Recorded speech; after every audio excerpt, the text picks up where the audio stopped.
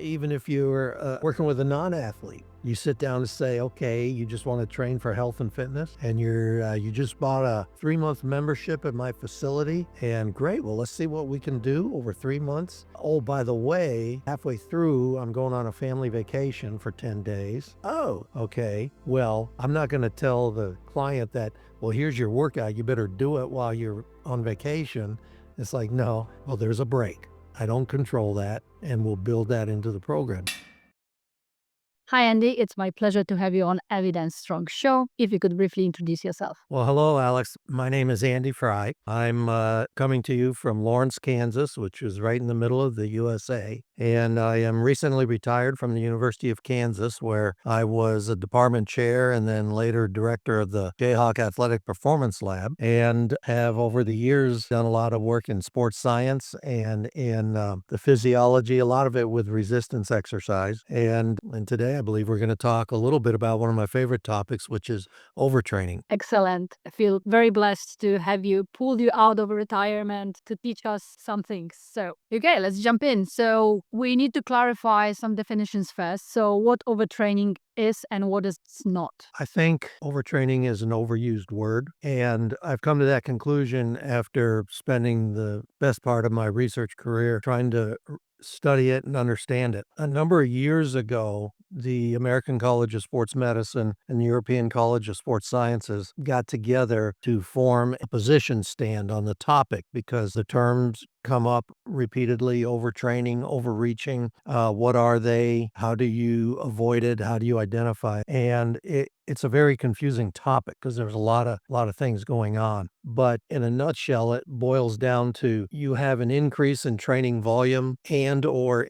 training intensity that leads to a decrease in performance. And some definitions actually say a stagnation in performance, which is true. It could be that, but that's hard to tell whether that's just normal training or whether that's overtraining, because even on the best training programs, people stagnate at places or they hit certain plateaus. And especially when you get to the more highly trained individuals, elite athletes, the gains are very small and hard to get. And so plateaus happen all the time. But perhaps the most important characteristic is there is an impairment in performance. And if that doesn't exist, then you're probably talking about something else. How athlete burnout would fit into that? That's a great question. If you went on to Google Scholar or PubMed or Sport Discus and you typed in burnout, you will get some overtraining references, but you'll also get a lot of other stuff that comes out of the psychology and mental skills and the industrial world. The organizational psychology gets into that a lot. So that's not an inappropriate term for what we're talking about, but that term also has a lot of different definitions. So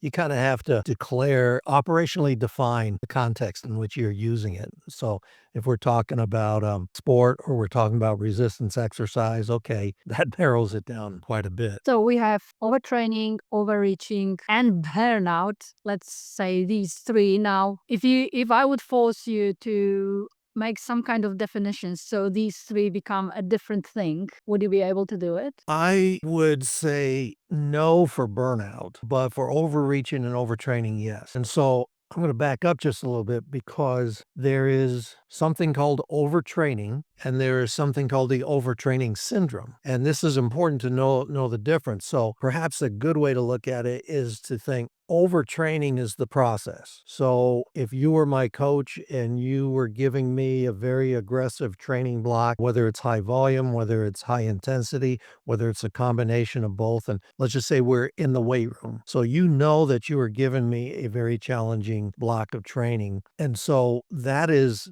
me going in, doing the sets, the reps, the loads, whatever the rest interval is, whatever the training frequency is, whether it's an exercise that has what we like to call a high exercise intensity, like a squat, a clean, or a leg press versus a low exercise intensity, like a wrist curl. Okay, they're both can be very difficult and challenging, but the total, how much it taxes your body is quite different. And that is the process, me going through that stimulus. And if it's overtraining, then you're monitoring what I'm doing. You're doing some periodic testing or maybe some daily assessments or whatever. And you're seeing my performance is actually regressing. I'm not going in the right direction. And so there's the end result being my decreased performance and everything else that comes with it. That's the syndrome. And that's where you end up. But the actual process is the overtraining. And if you're the strength coach or the coach of the team or whatever, you have the ability to make adjustments. Now, if it's done on purpose, and that is often done by a lot of good coaches, you're in a very higher volume, say a general preparation phase of your training. You're trying to get a lot of training volume in. You know that that's going to be stressful, and you don't schedule any competitions at the end of that phase because the accumulated fatigue. That is often done, but if you're a good coach, you know when to pull back on the reins to decrease the training stress. That's done all the time in sports, and that can be done in the weight room as well. A lot of sports will have a phase where they may have multiple practices in a day, and they'll do that here in the United States at the collegiate level. That's commonly done. For example, American football. The athletes report towards the end of summer, and they'll have 1 to 2 weeks of 2 or 3 practices a day, and it's very taxing, it's very fatiguing, and there is no game at the end of that 1 or 2 weeks. There's a recovery phase, and a good coach knows they can push them hard, and some of those later practices may be extremely challenging and not high level performance, but then you then introduce the taper and let's back off because there's several weeks before they go into their first competition. And so that's what we would call overreaching. So performance goes down, but in a short period of recovery, in days or a matter of days or a week or two, you can come back and you get a benefit. You super compensate. So that goes to some of the work of F.W. Dick. And I mean, that's been out there for decades and decades. And it looks somewhat like the general adaptation model of Cellier's, where there's a stress, an alarm reaction, a response, and then there's a super compensation and adaptation. Now, that line on paper, that line looks real nice and neat. And you come back and, oh, look, I've made great progress. That line may look a little different depending on a number of factors, but the concept is still there. The paradigm, meaning the model, in reality, it doesn't always look the same, but you're following the same pattern. You provide a stress to which the individual can adapt, and they can not only recover, but they can actually adapt and gain benefit from it. So that's an example of overreaching, but there's two kinds of overreaching. There's functional overreaching, which is what I just described. So that serves a purpose. You're the coach, you look at me and you say, okay, we got a super compensation and now Andy's at a little bit higher level. And all right, that's great. And obviously with highly trained elite level athletes, those bumps are going to be little. And with people that are less trained, you'll see a greater impact. But there's the other kind of overreaching is non-functional overreaching. And that's where you've provided a stimulus, you've driven the individual down, performance, they're in the alarm phase of the general adaptation syndrome, and their ability to recover is slow. And if they can make it back to where they started, then okay, I'm recovered now. But you have to ask yourself, was there a benefit to doing that? At least performance wise, I'm not seeing it. Now, are there some other positive adaptations? Possibly. But if I'm an athlete, I've got a season, I have a competition schedule that really dictates when I need to perform. And that's a type of overtraining, but it's a lesser version. It's called non-functional overreaching. I can recover. I've kind of messed up my training maybe for a few weeks, but I can come back in a few weeks. If it's overtraining though, it's long term. It's months to longer. And if I'm your athlete, Alex, and you have truly overtrained me, first of all, I might be looking for a new coach, but also I'm probably going to have to not worry about this athletic season because it takes a long time to recover. And that gets behind why I think it's an often overused word because I'll ask my students in class, how many of you have overtrained at any time? And 80, 90% of them will raise their hand. Oh, yeah, I've done that. Well, they've gone through stressful phases of training, but is it the full-blown overtraining syndrome where performance is impaired and it doesn't come back easily and it takes a while? And that's not even talking about the increased risk of injury, which is hard to get into because there's so many things that can contribute to injury. It makes sense that there would be a higher risk of injury, but find me the data that shows the injury rate after an overreaching phase. It's hard to find. But so you have the full-blown overtraining, you have overreaching that's functional and can be a good part of the training, and you have non-functional, which is sort of a waste of time. But if you're fully overtrained, you've really messed up your training program for quite a period of time. And if you're an athlete training for a particular sport, that's going to throw a monkey wrench into your upcoming competitions, if not your whole annual training cycle. So let's bring it a little bit together. So overtraining as a process is putting more than the athlete can recover short term. Then if it's on purpose, then it's overreaching. If it worked, an athlete super compensates and gets better, that's functional overreaching. If they barely recover, didn't improve, that's non-functional.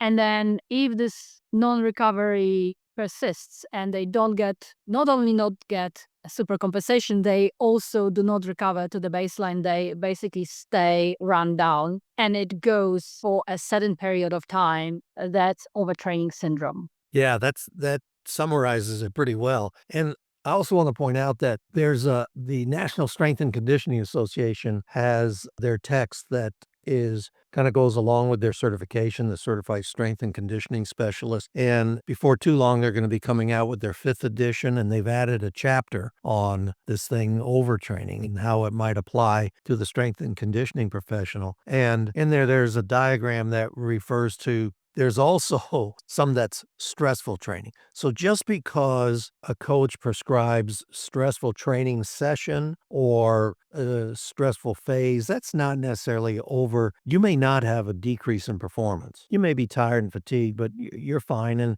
that happens all the time with aggressive training, and especially in athletes that have a very specific focus. I'm trying to perform the best I can in my sport, reach my goal for this mesocycle or for this quadrennium. If I'm an Olympic level athlete or whatever, I'm really reaching for that. And so, yes, you're going to have stressful training, and I will have times where I would like to have functional overreaching, but stressful training doesn't necessarily end up with impaired performance. All the others do. Sometimes you know it. I tell you a great example. Functional overreaching is done all the time in the American collegiate system with swimming. And so the collegiate swim season here in the US is starts sometime in the fall, and then you have the holiday break with Christmas and New Year's, and then they go into the spring. And so they got this break kind of in the middle. Well, what do we do during this holiday time? And a lot of them will go off to a training camp. Now, mind you, it's about a third of the way or a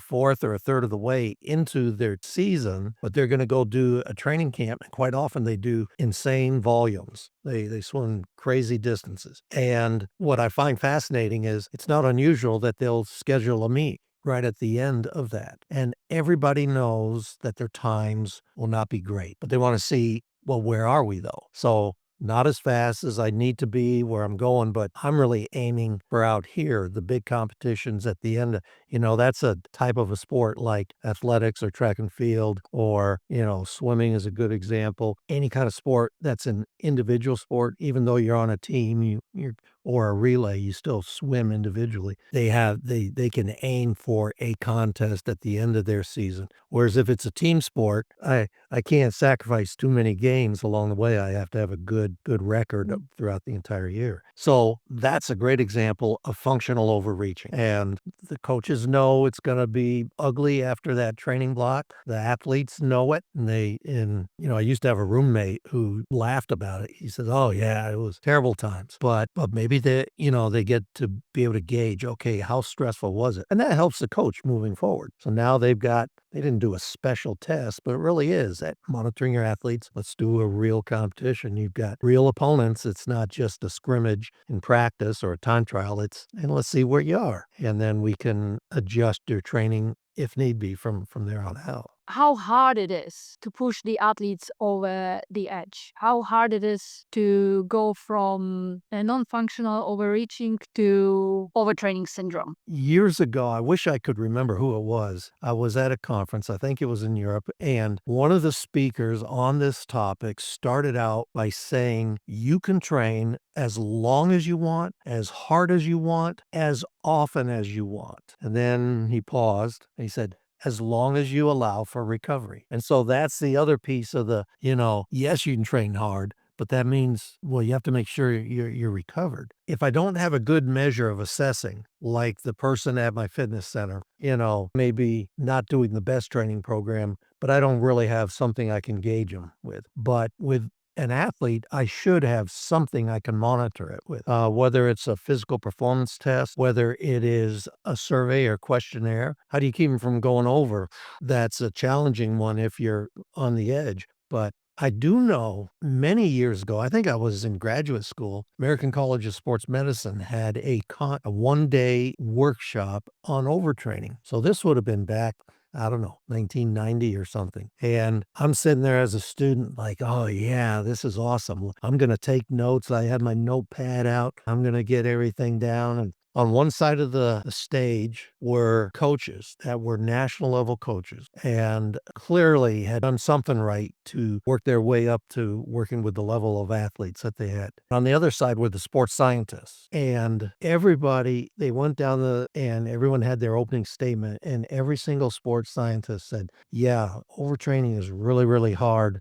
It's bad. It's terrible. We got to do something about it. We need to study it. Then they went down to the coaches, and every single coach said, yeah, we agree. Overtraining is bad. Now, we haven't really had a problem with that on our team, and I'm sitting there listening to every single coach say that. And my first thought was like, okay, these guys are pretty arrogant. I don't have that problem. But then as the more I thought about it afterwards, it's like, well, there's a reason that they're coaching at that level, and their full-time job is to keep track of these athletes. And in some cases, they were large teams or large groups. In some cases, it was, just small groups or individuals, but that is their livelihood. So everything revolves around, I got to do everything I can to make sure this athlete is where they are. And the researcher, and that's me, sits in their university in their white lab coats and comes up with all these theories and ideas. And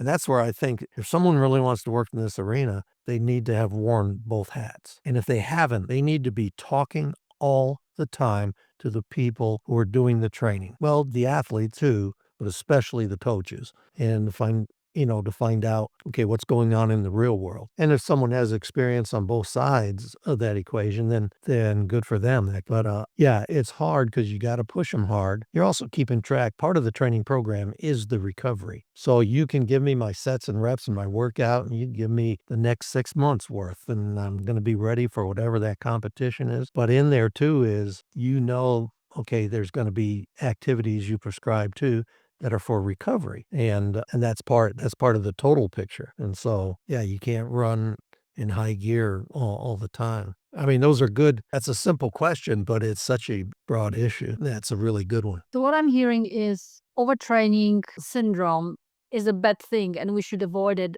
But in reality, if the coaching is done carefully and monitor, it may not be such a big issue because the recovery response of the athlete is taken into account when planning the next stage of training or how much they should recover and so on. Do you think we could move into symptoms? So what the coaches should be paying attention to in terms of walking this line of pushing the performance and making athletes to adapt in an optimal way, but also not tipping them over into overtraining syndrome? Well, yeah, that's really a $64,000 question in that how can I recognize it? I mentioned a couple minutes ago, the coach paying attention to their athletes and just observing it. And that's pretty vague. It's not scientific, but that is really the front line. Psychological questions and questionnaires, and there are some good instruments out there that can be used. Some of them are very long. Some of them have been a lot shorter. And just you have to be careful making up your own questionnaires because creating a good questionnaire or survey instrument is easier said than done. There's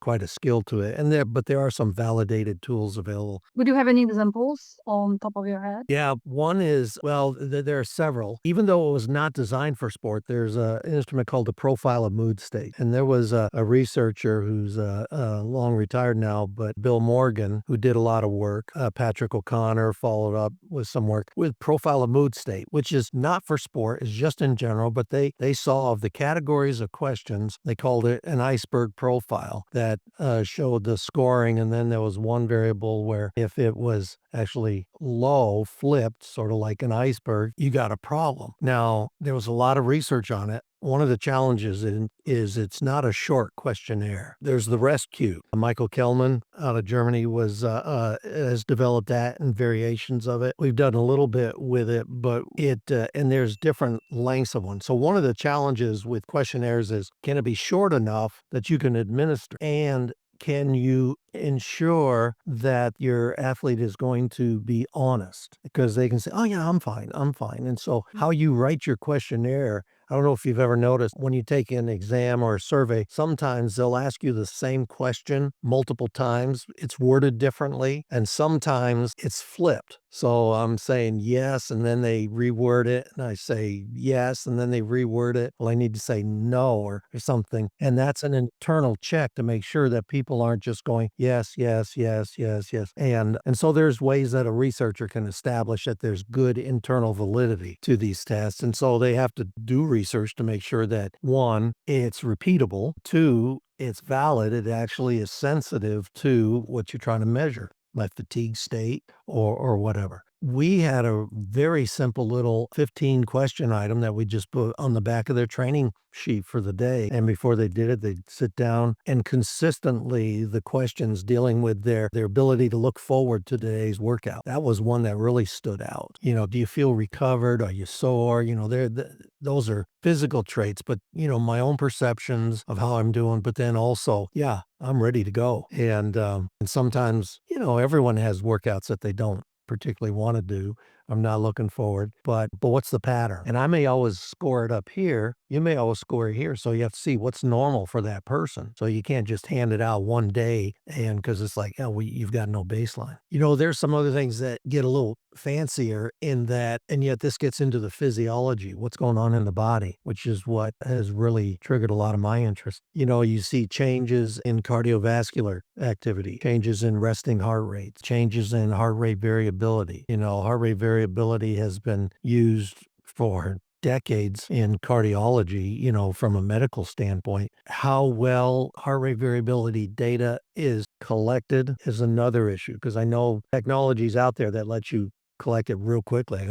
I'm not wearing it right now. I can wear one of my smartwatches and I can hit a button. There's my heart rate variability while I'm sitting here talking to you. Is that a valid way to do it? Usually it's done when you're in a rested state. And there's different ways to analyze it. And so that's helpful. Resting heart rate, distance runners use this a lot. By the time you see your resting heart rate when you're beginning to move into overtraining or stressful training, it goes down. And so for a distance runner, that's tricky because as I become more aerobically fit, my resting heart rate goes down. But these are already highly, highly fit people. And yet they see a depression in the resting heart rate. And that's related to their parasympathetic nervous system. The parasympathetic and sympathetic, the balance between the two branches of the autonomic nervous system, parasympathetic input predominates. And so for a number of years, they've talked about parasympathetic overtraining syndrome. Some critics of that term, I think, have gotten it twisted. Just because your parasympathetic nervous system is predominating doesn't mean that's what caused overtraining. It's a result. It's part of the syndrome. You've done the training that's created that. And you see that mostly in distance runners because they do these huge volumes of work. And I don't care what you do in the weight room, you can't do the same volume of work just because it's at a much higher intensity in the weight room. The other is sympathetic overtraining syndrome, which had been hypothesized for a number of years, but it wasn't seen until like the early 90s in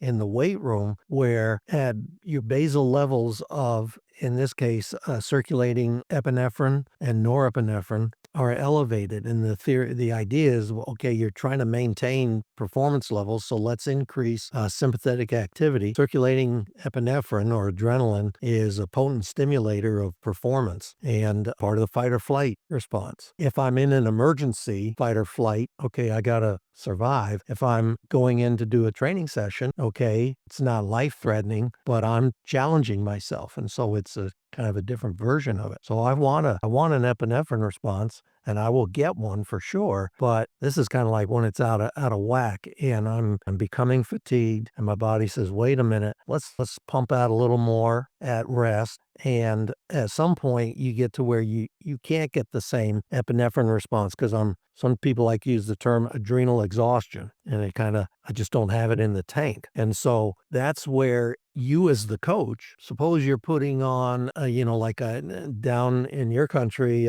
gym aware is huge. I'm putting on some kind of a velocity sensor, whether it's gym aware or Tendo or Lead Form with their cameras or any one of the IMUs you attach to a bar. But you'll see, okay, velocities are just a little bit slower. And we've seen that multiple times. But what's interesting, you as the coach, you can visually see it. I don't, and we've actually documented that where we had people observing our subjects and they said, I think there's a problem going on right now. And sure enough, the velocities are off just a little bit. And the average person wouldn't see a single difference. But it's like, yeah, not quite as zippy today. And when they should be. And we look at the numbers and it's like, yeah, well, if my autonomic nervous system is functioning differently, that affects everything. I mean, there's so much. So whether it's metabolic activity, energy availability, whether it's contractility of the muscle, there's relationships between sympathetic or autonomic nervous system activity and the endocrine system. So that's another thing. People say, well, you can measure certain hormones, and the classic is testosterone or cortisol or the ratio between the two. But I can say this: those hormones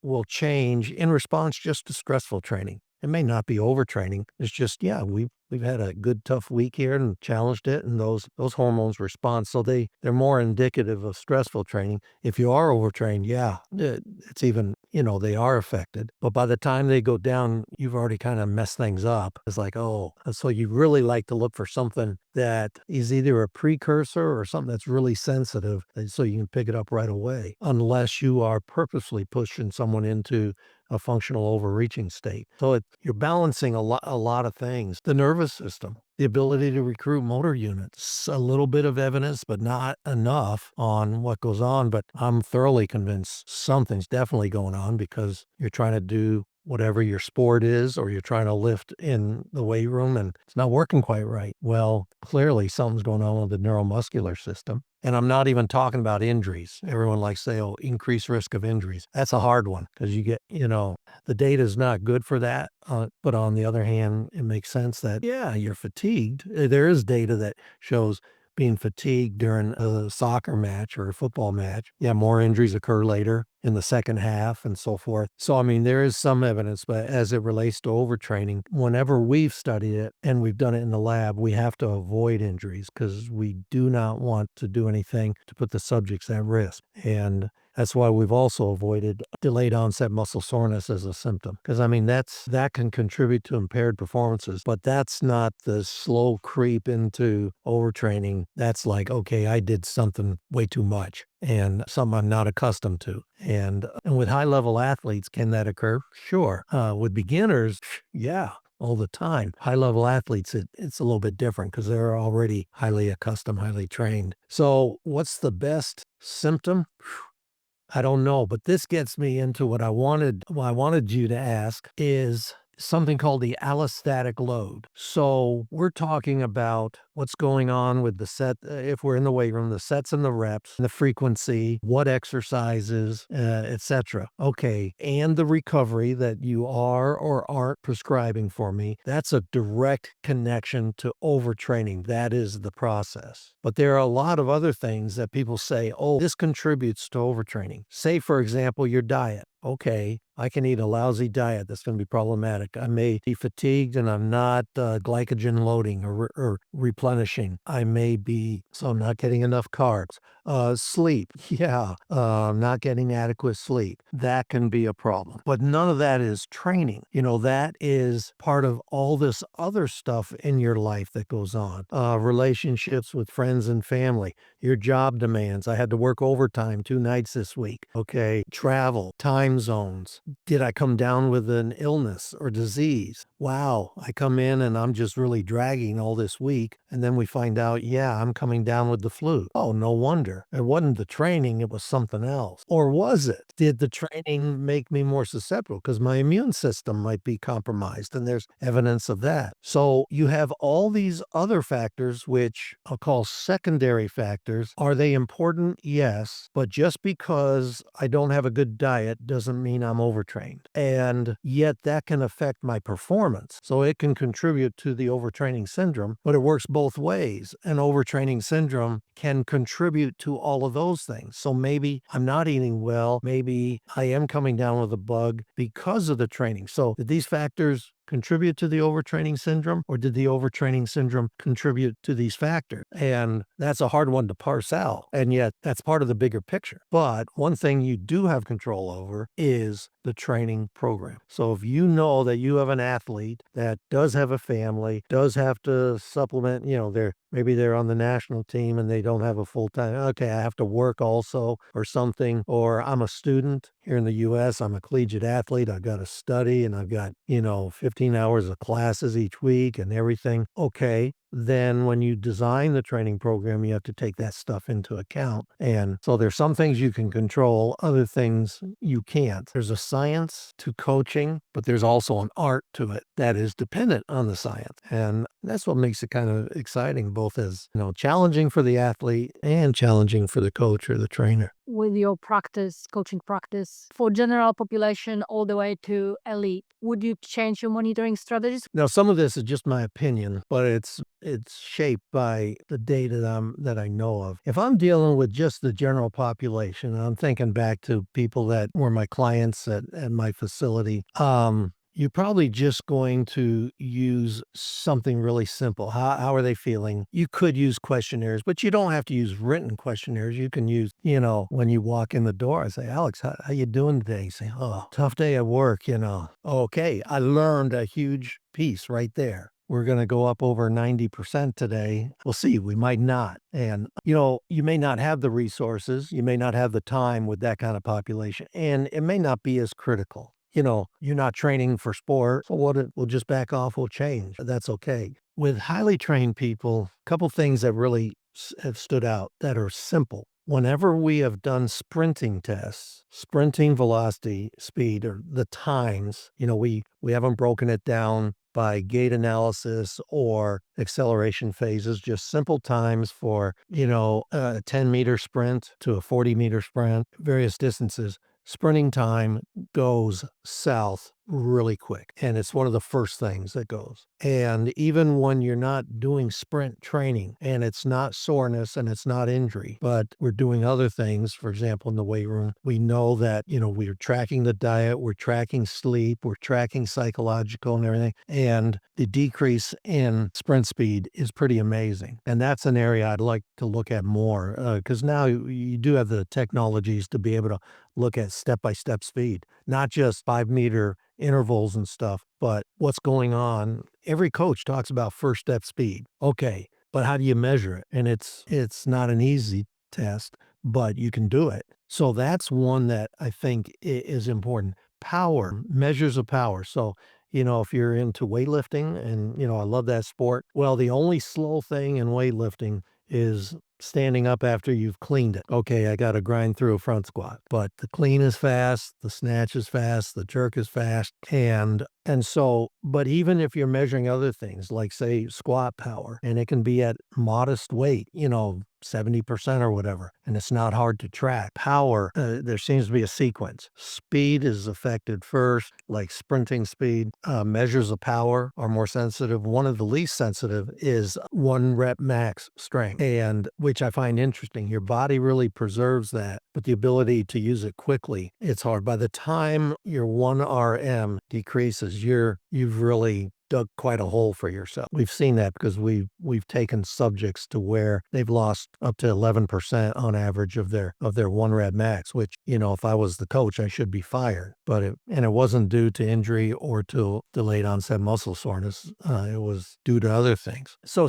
that's interesting. Related to that, this is an area that I think people like to do jump testing, and now with Vald and Hawkins and Pasco and all these different companies, dual force plates, and we find that vertical jump height is not as sensitive as some of the other metrics. And I know a lot of people think, okay, the counter movement part of a vertical jump, maybe there's some metrics going on and you can really dissect that force time curve. Well, which ones exactly? And we're beginning to look at different ways to analyze that. The overtraining has happened and the athlete is not recovering at all. What do we do? Well, training program has to be modified. It's likely that you'll see this at higher levels. And I think it happens more when people are self-training rather than, at higher levels, your coaching should be at least good enough that they can realize when, okay, we're a little beat up. And like I say, it doesn't happen as often as people think. But if it is truly overtraining and it's going to take a long time to recover, you have to rule out that there's not a medical condition that's behind it, because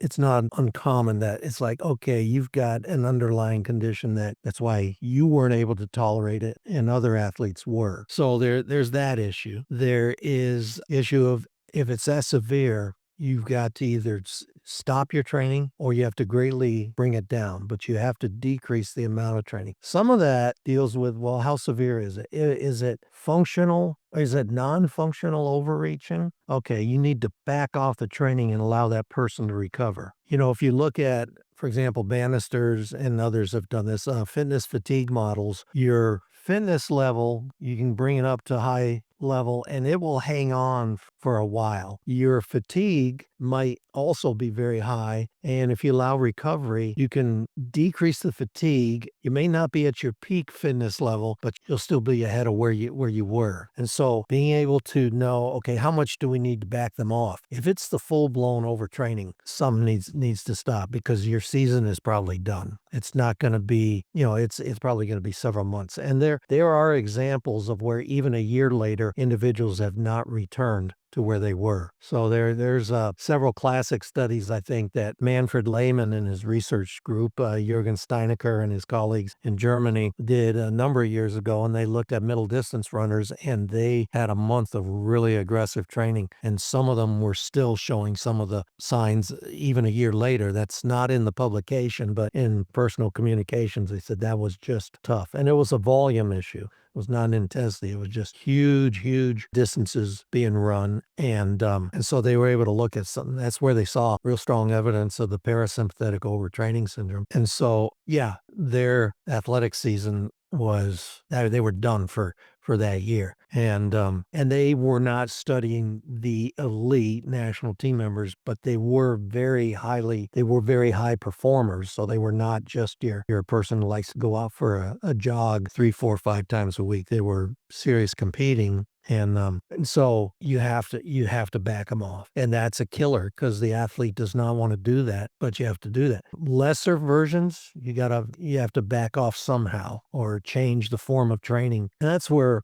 athletic trainers or physios that deal with athletes, it's a challenge for them, because, hey, you need to rest that injury. Well, I don't know, maybe I'll sneak a workout in. Well, now you're interfering with the recovery. And so that is one for sure thing. Now, you also have to look at if you're looking at the allostatic load, everything else contributing. Okay, what's going on with the diet? What's going on with sleep? What's going on with work? What's going on with, are you healthy? You don't have an illness or a sickness or a disease or anything. Is it an injury? Okay, that's something different. That injury has to recover. So you have to take care of that stuff too. But the training is something that strength conditioning coach can control, and you have to hopefully enforce it. But the good news is you should be able to pick up on it before it gets to that severe level. And so what you see in the research studies, like the stuff that we've done in our lab, and we have several models of training that we do in the lab where we're trying to push people into a state of overreaching or overtraining. And we've had some examples where it's taken like several months before people are back to where they want to just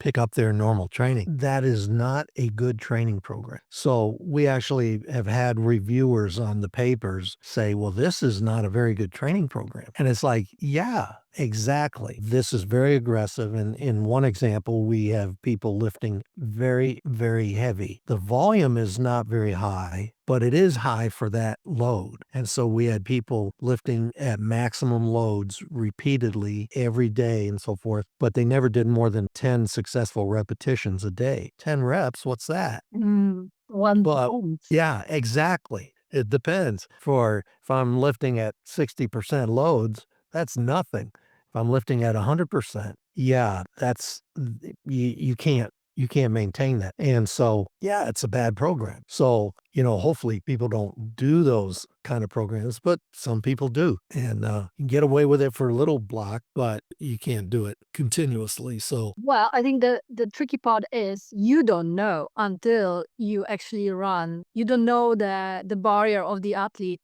until you check it. We try not to check it. We try to crawl as close as possible, but not tip them over. But every athlete is different. The situation they are in at the training block now is different than it was 2 years ago. So that's the artsy part, I guess, of coaching. yeah, you're exactly right. And so, yeah, so knowing the training history, knowing the injury history, knowing the training history, knowing the competition schedule, just knowing all the pieces, that's part of it. Sort of related to that, it's been a number of years ago. There's a gentleman, a researcher who's now at Texas A&M University here in the United States, Dr. Brian Mann. And a number of years ago, he was at a university right next to our state, University of Missouri, and they looked at injury rates on the athletes in their athletic department and when it was in the academic year, or because you have like 15 or 16 week long semester, and then there's a holiday break, and then after the New Year's, another semester like that. But there would be the middle of semester is a time where mid-semester exams often are. So there's a week where, okay, and then at the end you had a week of final exams, and then they saw that also same thing in the next semester. The rate of injuries on the athletes went up just a little bit during those times. And it wasn't like astronomical numbers, but it was statistically significant. It's like, well, what's the difference? And this was across a lot of different sports, some in season, some not in season. But, well, you've got this stress. The assumption is I got papers to write. I got classes, exams to study for. I don't know how I'm doing, just all of that. And even if you're a very good student, it's still a stress. Well, stress is the smallest issue, I guess, because athletes in general are pretty resilient to stress. They have to perform with the audience and so on. But when you're running, or even on time, like having exams scheduled every second day or every day, you have to sacrifice something, be it cooking or sleeping or doing recovery practices you would normally do here and there, or even getting rested, just relaxing. That has to go because there's not enough time to fit all the preparation you need for the exams and your sport and so on. So that's what you say. Exactly. So that's part of the allostatic load. The exam schedule does not cause overtraining. Does it contribute to the total stress load? Yes. Did the tough training make it, Yes. which came first, the chicken or the egg? But it's part of the bigger picture. As the coach or the trainer, you can't change. That's not under your control, but you can account for it in the training. It's like, that's fine. And you build that in Just like, even if you're, working with a non-athlete, you sit down and say, "Okay, you just wanna train for health and fitness, and you just bought a 3-month membership at my facility, and great, well, let's see what we can do over 3 months. Oh, by the way, halfway through, I'm going on a family vacation for 10 days. Oh, okay. Well, I'm not gonna tell the client that, 'Well, here's your workout, you better do it while you're on vacation.'"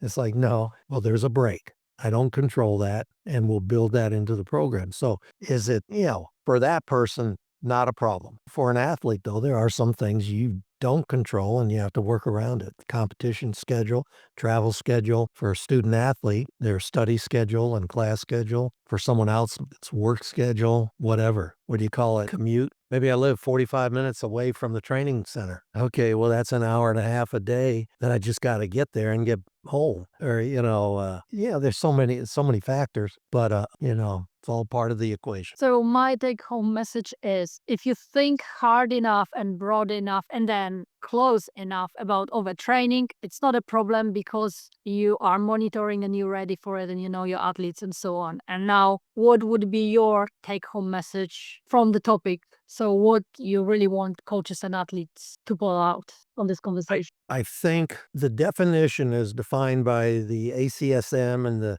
European College of Sports Science. Does that happen? Yes. Not as often as you think with high level athletes because you've got a system around you that is helping you avoid that.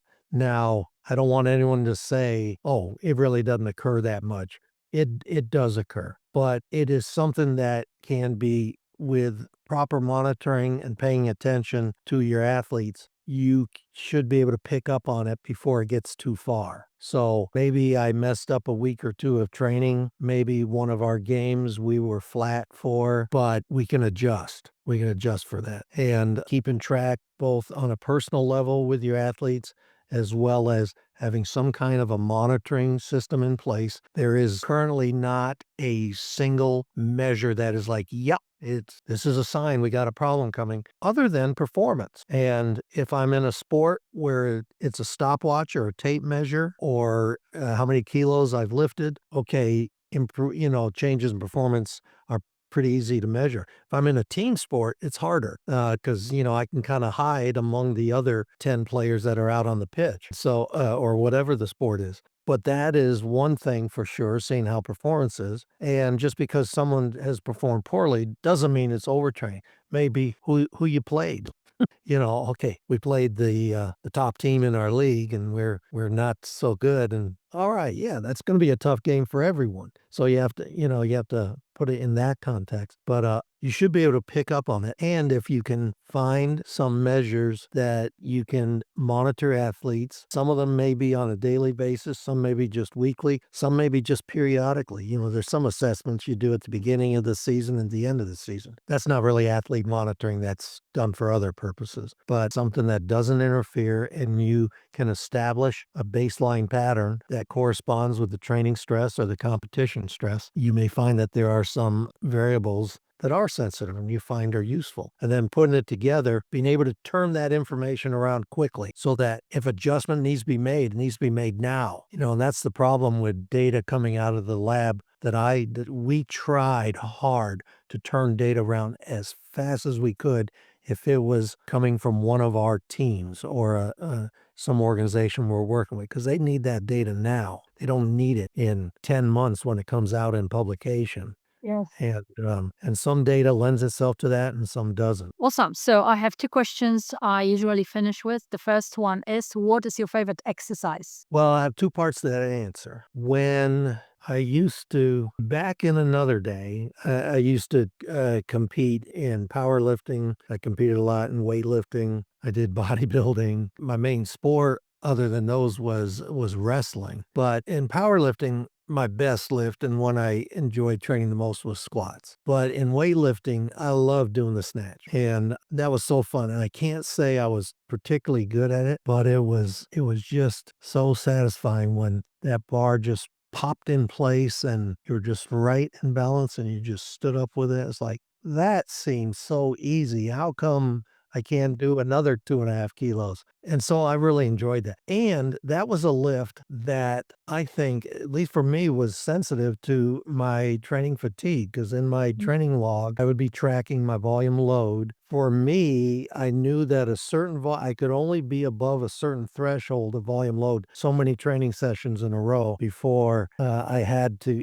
so I knew to build in my back off sessions because I get greedy. Be going good, be going good. Let's keep it going. Ooh, I shouldn't have. And I would really notice it on the snatch. And on those days, I could go over and squat heavy. I could go over and grind out the heavy load, but that explosiveness, well, that's the power. So was I Don't step ahead. overtrained? Yeah. Yeah, but no, it wasn't overtrained. It was just I had just lost that little edge. Not overreach, not over, but just but it was not good training. So there's a difference between a poor training program and overtraining.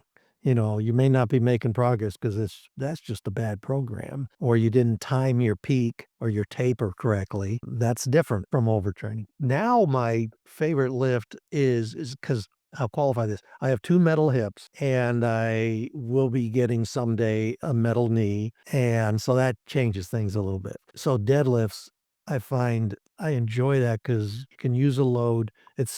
I hate using the word functional because anything you do in the weight room should be functional. It serves a function, but it's so basic to activities of daily living, bending over, picking something up, moving things, and so doing deadlifts and sometimes partial range of motion because of limited mobility, but I do enjoy that. So I've got a few of my favorite deadlift workouts that if I miss a training session, it's probably not those training sessions. And so we have a nice little setup here where I am. So our new consulting business is operating out of my home, but we've got a nice little training center here and a conference room, and so we can do that here. So what is your favorite lift? Ooh, jerk. I think I struggle the most with jerk at the moment, but this is my favorite. Yeah, very cool. All right, and the last question is where people can find you online. So you can find me I am on LinkedIn, Andrew Fry. Also, our business, which you can get to our business website, is called Fry Sports Performance, LLC Limited Liability Corporation. And so my wife and I there, we have a website. You can get to it through LinkedIn, or you can just go to Fry Sports Performance. That's FRY. And we have a website and kind of shows, the kind of stuff we do and some of the places we're working with and what we do. And so we do collaborations with researchers and writing projects. We do curriculum evaluations, and my wife does mental skills consulting because that's her area. Do some expert witness testimony, do program evaluations for, training programs, that kind of thing. And what I like about it is I'm continuing the most fun stuff that I've done my whole career. So it's like writing and analyzing data and connecting with coaches and sport organizations. And yeah, so that's how they can reach me. And my email, anyone can reach out. It's acfry142 at gmail.com. acfry142 at gmail.com. Thank you so much, Andy. It was a pleasure. Thank you so much. Take care.